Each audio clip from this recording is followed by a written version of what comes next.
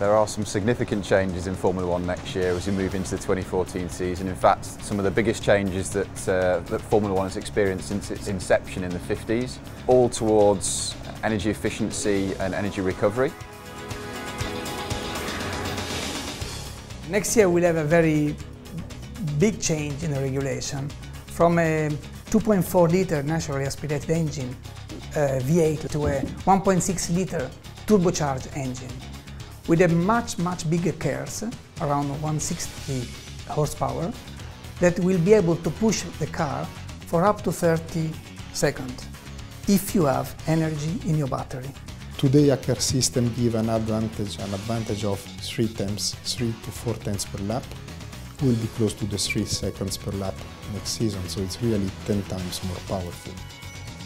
There will be 2 electrical motors instead of 1, fitted and mechanically linked to the turbine of the engine. The turbine which is moved by the exhausts of the engine itself. So what will happen is that we'll use all the energy of the exhausts for the turbine to compress the air of the engine, but as well try to generate electrical power through an electrical motor which will charge the batteries. This is a completely different way of handling the engine, because you have to recover energy if you want to be faster. There's a couple of areas where Shell can contribute to performance for the air system. Firstly is we supply the cooling fluid for the battery, and it's vital that parts of the system are cooled sufficiently, and we only have to put in a small amount of cooling fluid because every additional milliliter of fluid that we put onto the car is weight.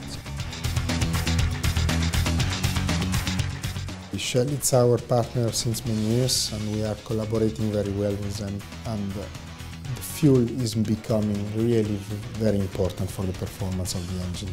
Alongside all the massive changes around the engine hardware for 2014, there's the limitation on fuel payload, so only 100 kilograms will be allowed to be fueled in the cars for the whole race. So it means that here the objective will be to reduce more than 30% fuel consumption compared to what we are doing today.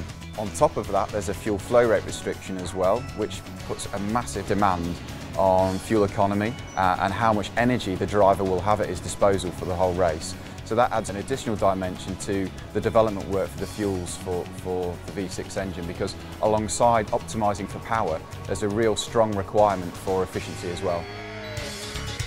The lubricant can help improve the power and efficiency of the engine by reducing the losses inside it. Wherever the lubricant is protecting and keeping surfaces apart, the more you reduce that friction, the more power is left from the fuel to get out to the wheels and to make you go faster.